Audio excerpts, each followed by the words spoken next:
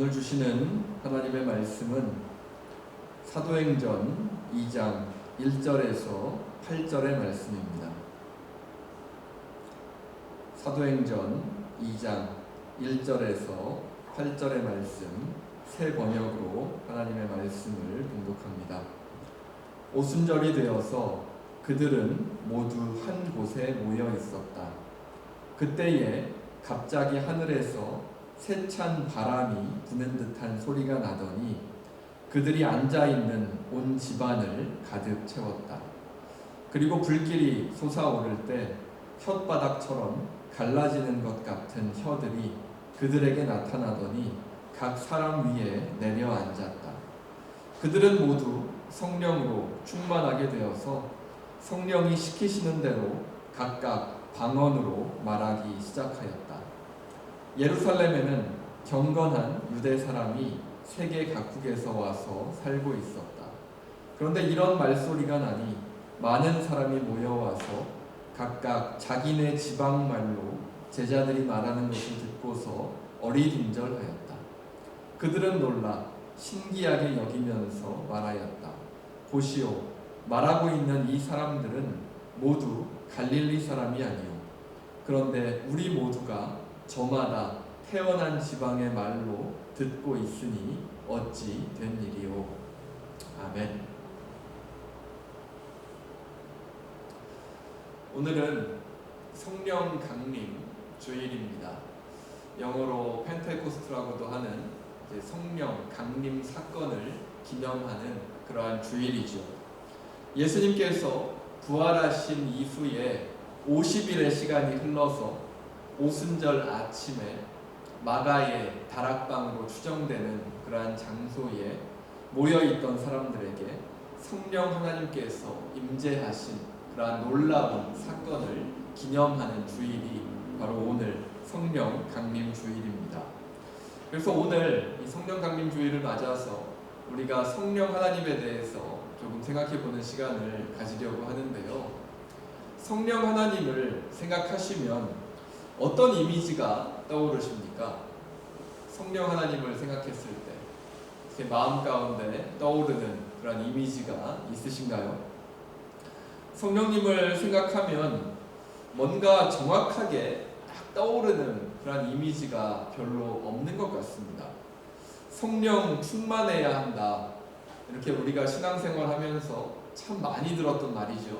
성령 충만해야 한다. 신앙생활하면서 참 많이 들었는데 정작 성령님에 대한 어떠한 명확한 이미지조차도 가지지 못하고 있는 것이 또 우리의 모습인 것 같기도 합니다.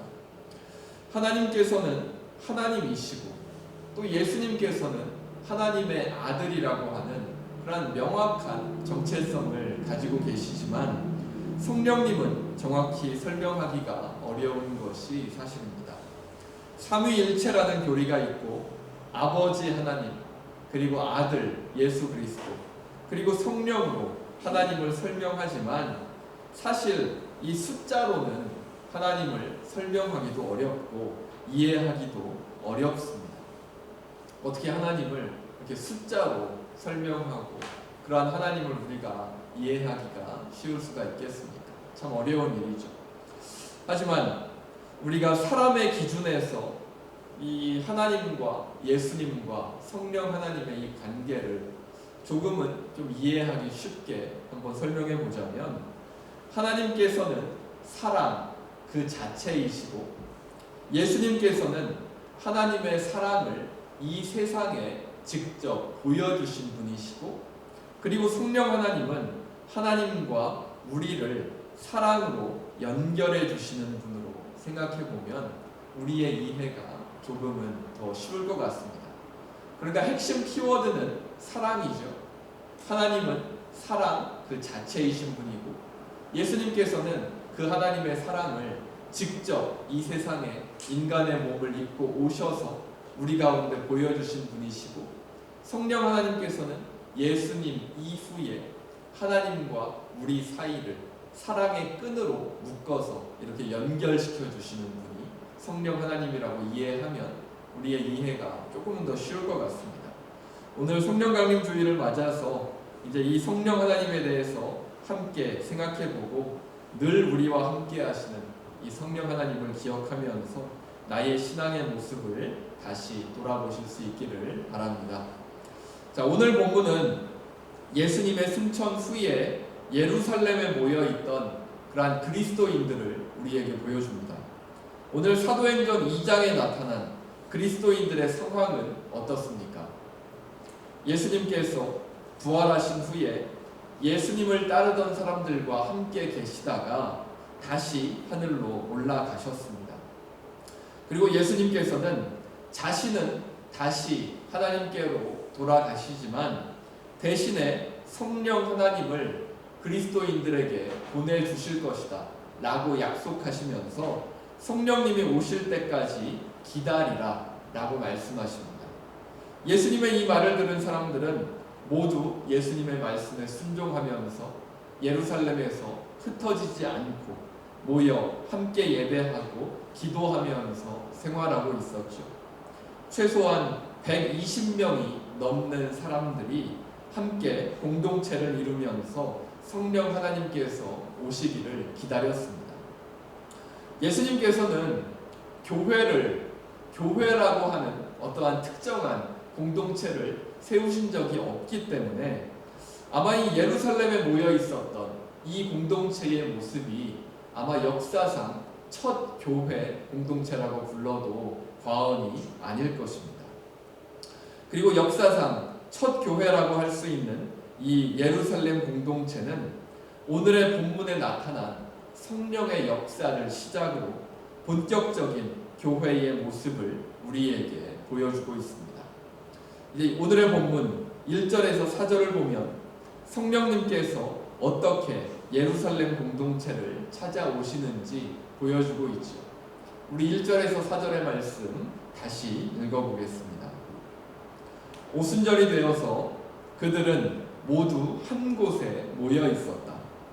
그때에 갑자기 하늘에서 세찬 바람이 부는 듯한 소리가 나더니 그들이 앉아있는 온 집안을 가득 채웠다.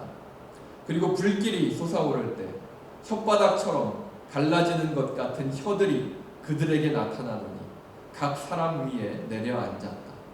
그들은 모두 성령으로 충만하게 되어서 성령이 시키시는 대로 각각 방언으로 말하기 시작하였다. 참 특별한 장면이죠. 예루살렘 공동체 말고도 분명히 성령의 역사를 경험한 사람들이 이 예루살렘 공동체 이후에도 참 많았을 것인데 신약 어디를 보아도 오늘의 본문만큼 극적인 성령의 역사를 묘사한 곳을 찾기가 어렵습니다. 예수님께서 요단강에서 세례 받으실 때 성령께서 비둘기처럼 예수님의 머리 위에 임하셨다라는 그런 표현이 나타나고 있지만 오늘의 본문만큼 극적인 성령의 역사가 묘사된 부분은 참 드뭅니다. 어떤 모습으로 성령께서 예루살렘 교회 공동체 가운데 역사하셨습니까? 어떤 모습으로 나타나셨죠? 세찬 바람이 부는 것과 같은 큰 소리와 함께 큰 불이 일어나는 것과 같은 그러한 광경이 있었고요.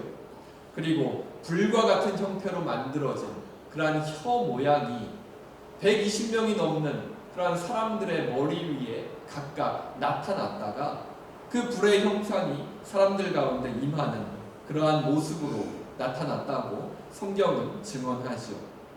그리고 성령께서 임재하신 후에 어떠한 일이 일어납니까? 그 자리에 모인 사람들이 모두 다 방언을 이야기하면서 각 다른 언어를 이야기하기 시작하면서 성령 하나님과 함께하는 그러한 삶을 시작하게 되었다라고 성경은 우리에게 이야기해 줍니다. 바로 교회의 시작이 바로 오늘 본문이라고 우리가 생각할 수 있는 거죠.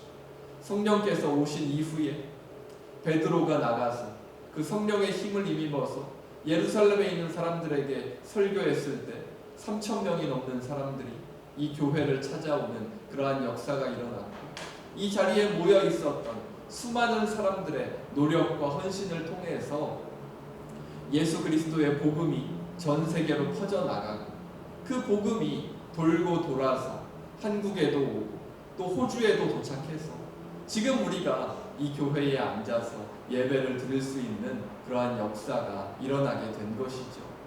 바로 그 그리스도교 역사의 시작이, 교회의 시작이 바로 오늘의 본문 가운데 나타난 이 장면으로 시작되는 겁니다.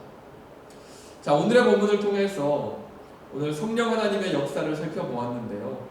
우리가 성령님에 대해서 또 우리의 신앙을 비추어 보면서 생각해 볼 수 있는 것은 어떠한 것들이 있을까요? 먼저 성령님의 임재에 대한 오해를 생각해 볼 수 있을 것 같습니다. 오늘 본문에 나타난 성령 하나님께서 사람들에게 임하시는 모습을 살펴보면 어떻습니까? 임재하시는 모습이 아주 강렬하죠. 누가 보아도 놀랍게 여길 만한 일이 일어난 거죠. 불의 형태로 혀 모양이 우리 머리 위에 나타난 다음에 그 불타는 혀 모양이 우리 가운데로 이렇게 내려앉는다면 그러한 것을 보면서 놀라지 않을 사람이 누가 있겠습니까? 누가 경험하더라도 놀랄 만한 일이죠.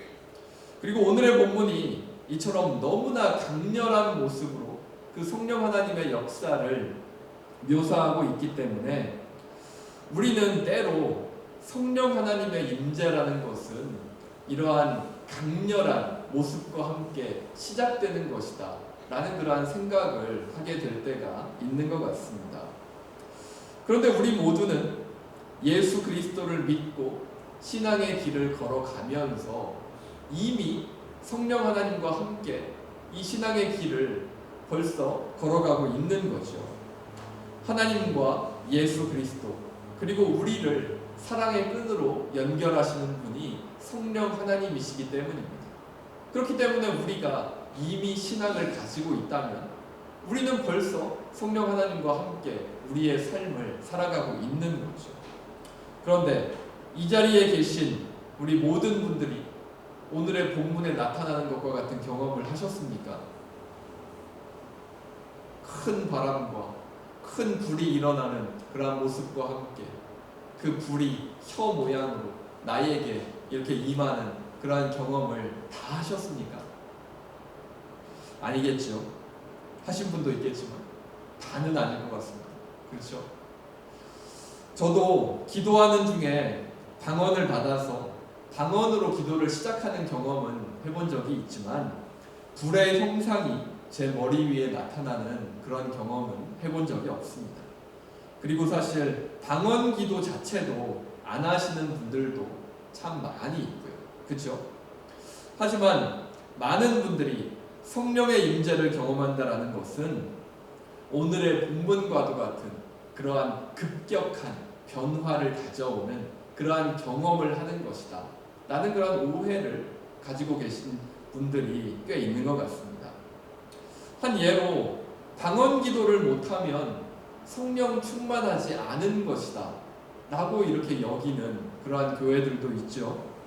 방언을 하지 못하면 신앙이 제대로 시작되지 못한 거다 라고 이렇게 생각하는 그런 교회들도 있습니다. 근데 그런 생각들이 너무 심해지면 어떤 모습들이 나타나겠습니까? 이렇게 성령의 은사에만 집중하는 그러한 모습. 그냥 방언도 사실 성령 하나님께서 우리에게 주시는 그냥 선물과 같은 그러한 은사 중에 하나일 뿐인데 그 방언을 받지 못하면 제대로 된 신앙이 아니다 라는 그러한 생각을 가지고 신앙생활을 한다면 또는 그런 교회에는 어떠한 모습이 나타나겠습니까?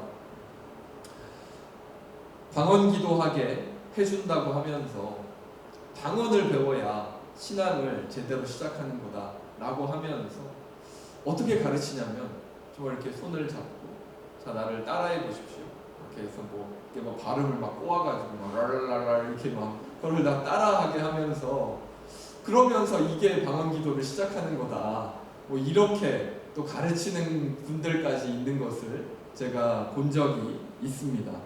정말 웃지 못할 모습이었죠. 방언과 같은 은사는 성령 하나님께서 선물과 같이 주시는 겁니다. 근데 선물은 어떻죠? 제가 전에도 말씀드린 것 같은데요. 내가 받을 선물을 미리 정할 수 있습니까? 내가 선물을 미리 정해놓고 내가 이번에 받을 선물은 이겁니다 라고 가족 멤버한테 얘기를 하고 그걸 받으면 그게 선물인가요? 선물이라고 할 수도 있겠지만 진정한 의미의 선물은 아니겠죠. 선물은 뭡니까?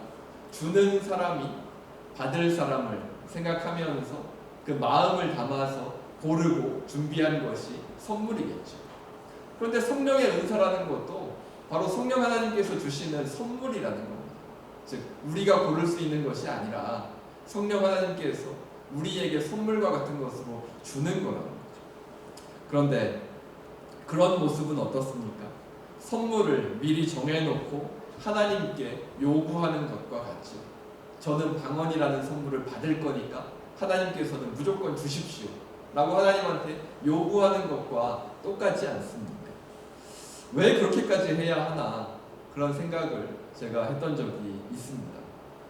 이런 모습들은 성령의 임재를 경험한다라는 것이 오늘의 본문과 같은 그러한 급격한 변화가 나타나고 그리고 막 방언으로 막 이야기하는 그러한 눈에 보이는 그러한 모습이 꼭 나타나야 한다라는 그러한 생각을 강하게 가지고 있기 때문에 나타나는 그러한 모습들이겠죠. 하지만 상식적으로 우리가 생각을 해보면 그런 식으로 방언 기도를 시작할 수 있다고 한들 과연 그것이 신앙에 어떠한 유익이 있겠습니까? 본인이 본인의 신앙과 기도로 성령 하나님과 교제하면서 성령 하나님께서 그 교제 가운데 선물로 방언을 주셨다면 그리고 방언으로 기도를 시작하게 되었다면 신앙에 유익이 있겠죠.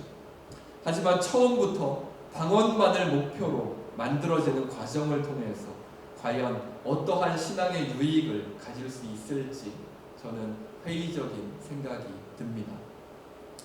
성령의 임재에 대한 오해는 이처럼 자연스럽지 않은 그러한 신앙의 모습으로 나타나고는 하는데요. 그렇다면 우리가 신앙의 길을 걸어가면서 추구해야 할, 바라보아야 할 올바른 성령의 임재는 어떤 모습일까요? 성경은 오늘의 본문과 같이 성령의 역사로 인해서 이렇게 갑작스러운 그러한 변화가 나타나는 그러한 모습도 우리에게 보여주지만 또한 성령의 임재로 인해서 우리가 얻을 수 있는 유익한 열매들을 말씀을 통해서 가르쳐주고 있습니다. 우리 갈라디아서 5장 16절에서 23절의 말씀을 보면 성령의 열매에 대한 내용이 나와 있는데요. 우리 화면 보면서 우리 같이 한번 읽어볼까요? 내가 또 말합니다. 여러분은 성령께서 인도하여 주시는 대로 살아가십시오. 그러면 육체의 욕망을 채우려 하지 않을 것입니다.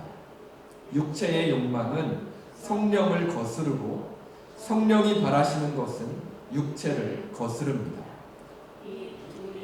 서로 적대 관계에 있으므로 여러분은 자기가 원하는 일을 할 수 없게 됩니다.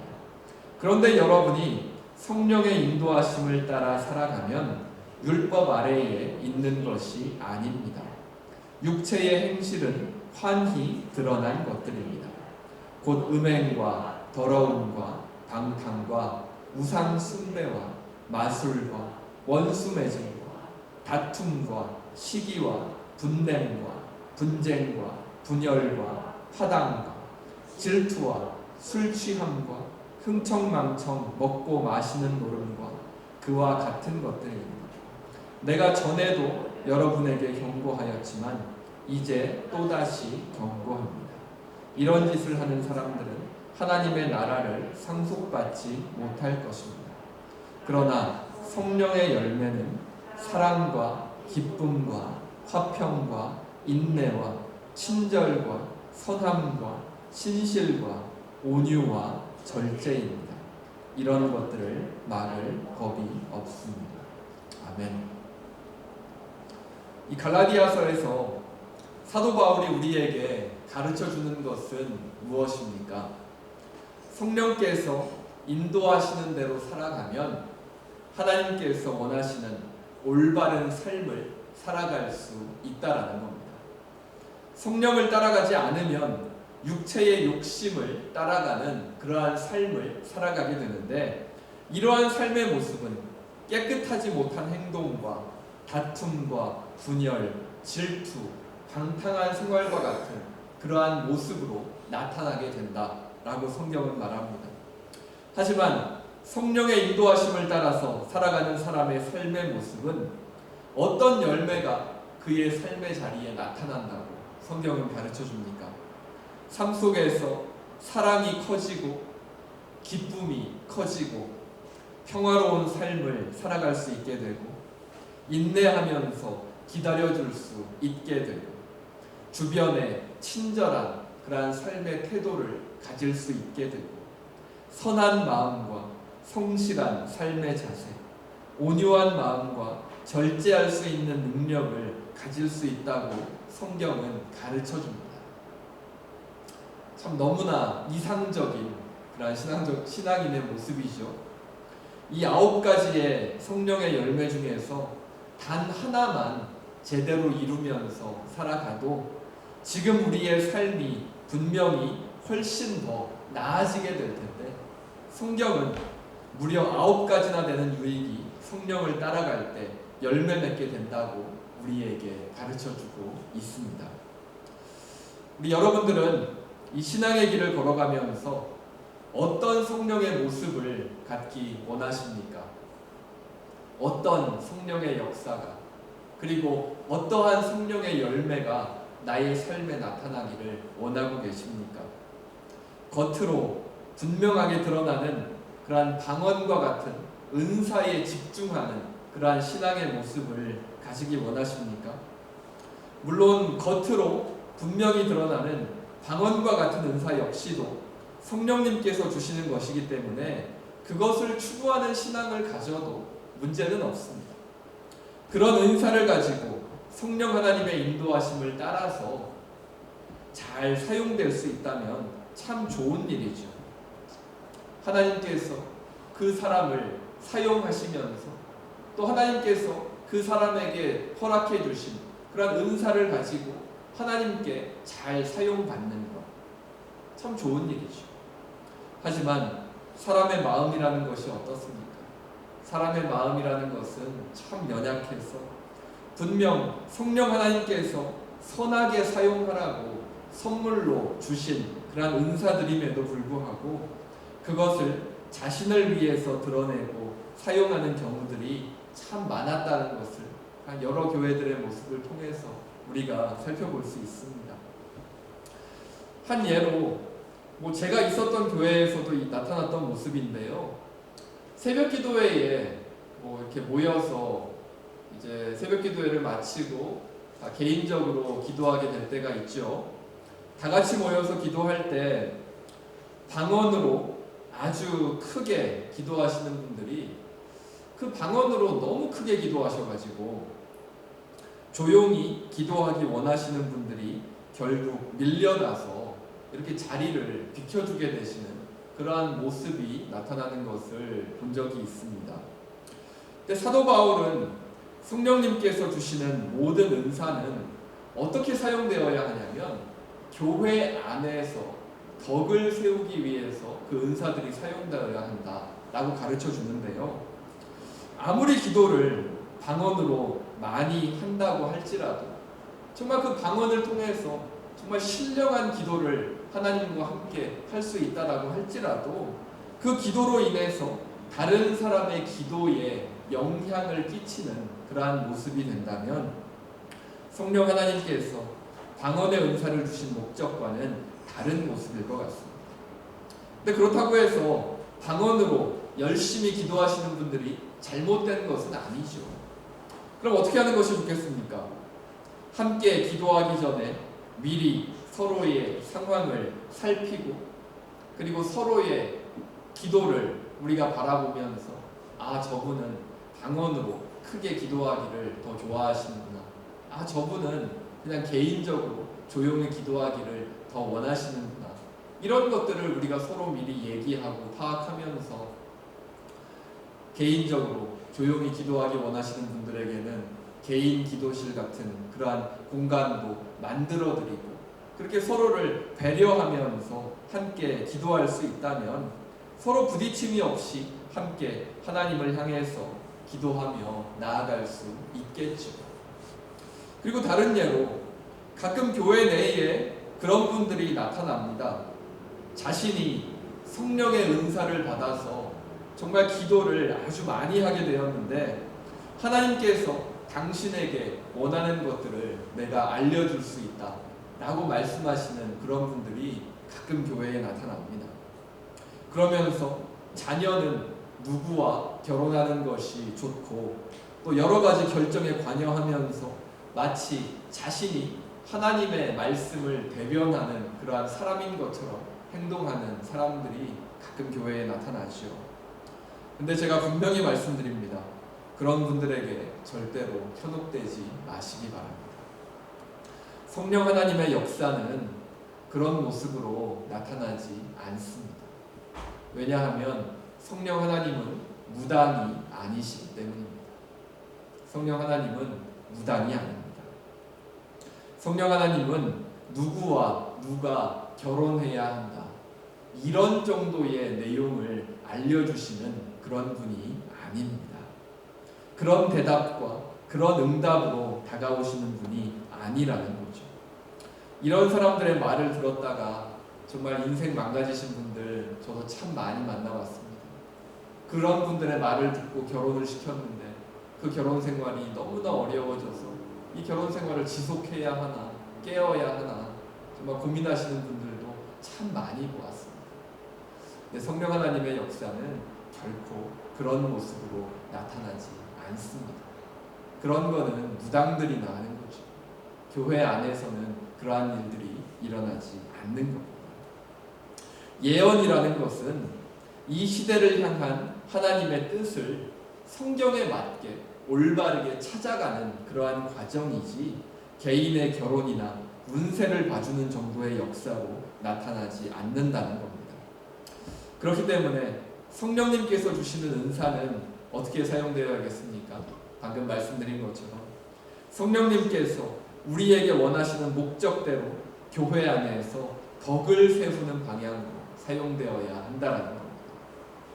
그리고 우리가 갈라디아서에서 방금 읽은 그러한 갈라디아서의 본문처럼 바울의 권면을 살펴보았던 것처럼 결국 우리의 신앙을 통해서 추구해야 할 모습은 성령의 열매들이 우리의 삶의 자리에 나타나는 그러한 모습이겠죠. 방언 기도는 못할지라도 눈에 띄는 그러한 성령의 은사는 우리 가운데 나타나지 않을지라도 성령 하나님과 함께 살아가면서 나의 가족들을 더 사랑할 수 있게 되고 크게 달라진 것이 없음에도 감사와 기쁨이 더 커지고 주변에 평화를 가져다주는 그러한 존재로 변해가고 전에는 잘 못 참았었는데 인내하면서 다시 한번 더 생각해 볼 수 있는 그러한 사람으로 변해가고 선한 마음으로 주변을 바라볼 수 있게 되고 또 온유한 마음으로 성실하게 최선을 다해서 나의 인생을 살아가는 그러한 모습으로 변화될 수 있다면 겉으로 드러나는 분명한 성령의 은사의 모습이 나타나지 않는다고 할지라도 오히려 더 큰 신앙의 열매를 자신의 삶의 자리에서 맺으면서 또 그 열매들을 누리면서 우리의 삶을 살아갈 수 있게 될 것입니다. 오늘 오순절 성령 강림 사건을 통해서 성령 하나님의 역사를 함께 생각해 보았습니다. 불같은 성령의 역사 속에 강력한 성령의 은사들이 나타나는 것도 좋은 일입니다. 하지만 그러한 역사는 예수님께서 약속하신 때에 그리고 성령 하나님을 기다리던 사람들이 준비가 되었을 때에 성령 하나님께서 계획하신 때에 정확하게 나타났다라는 그러한 사실을 기억해야 할 것 같습니다. 우리가 아무리 원한다 할지라도 성령 하나님의 계획 가운데 있지 못하다면, 우리가 그러한 은사들을 바라는 마음이 성령 하나님의 마음과 일치되지 않는다면 그러한 은사는 결코 우리들 가운데 나타나지 않을 것이기 때문입니다.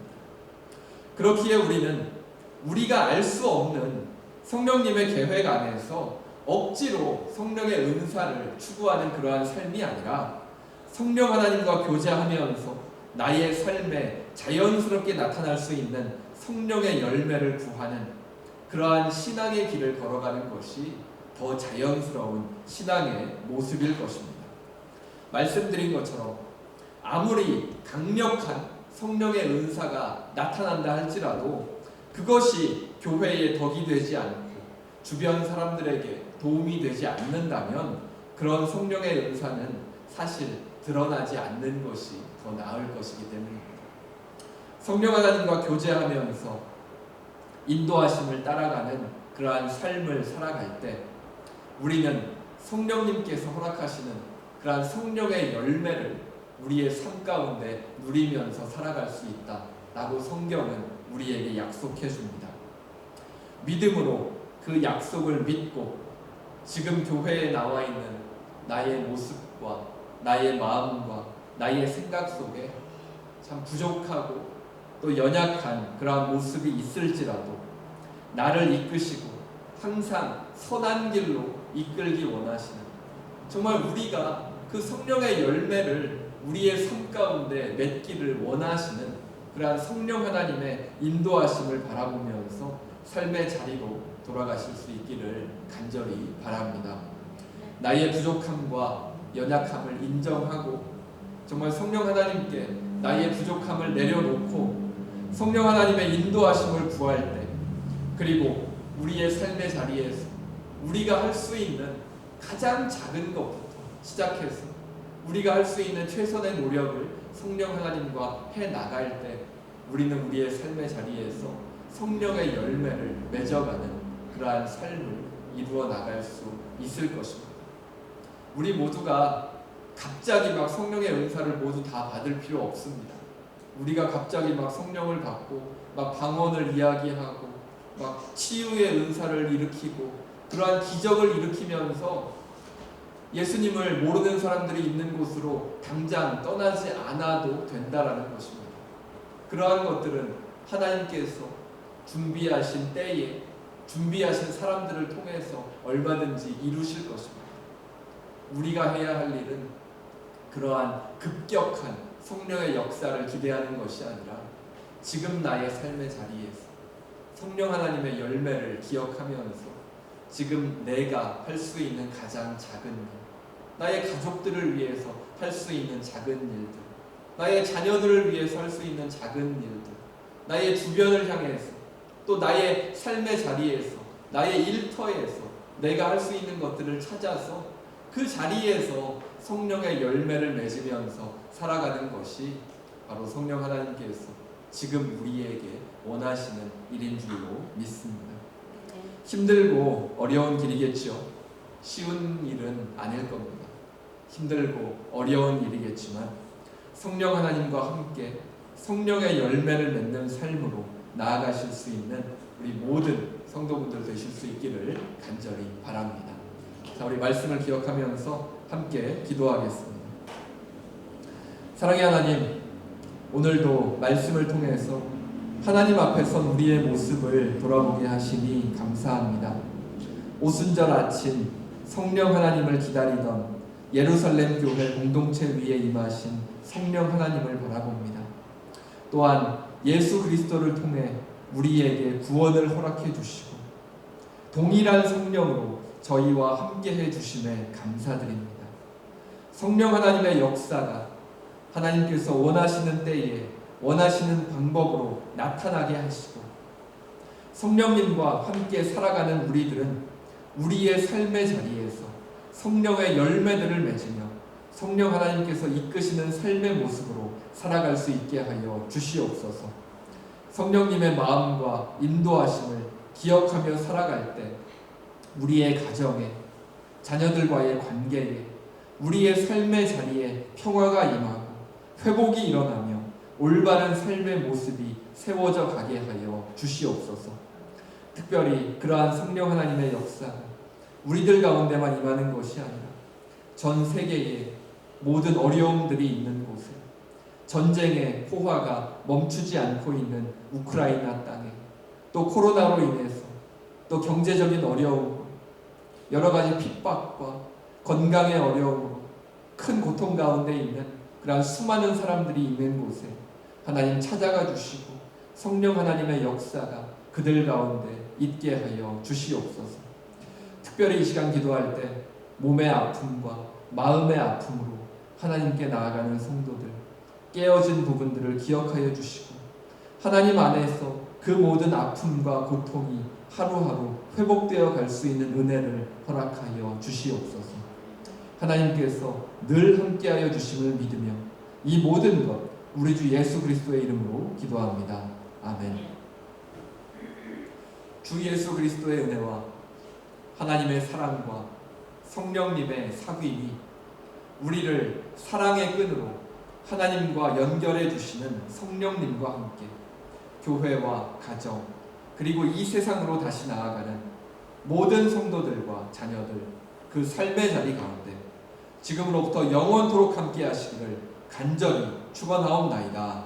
아멘.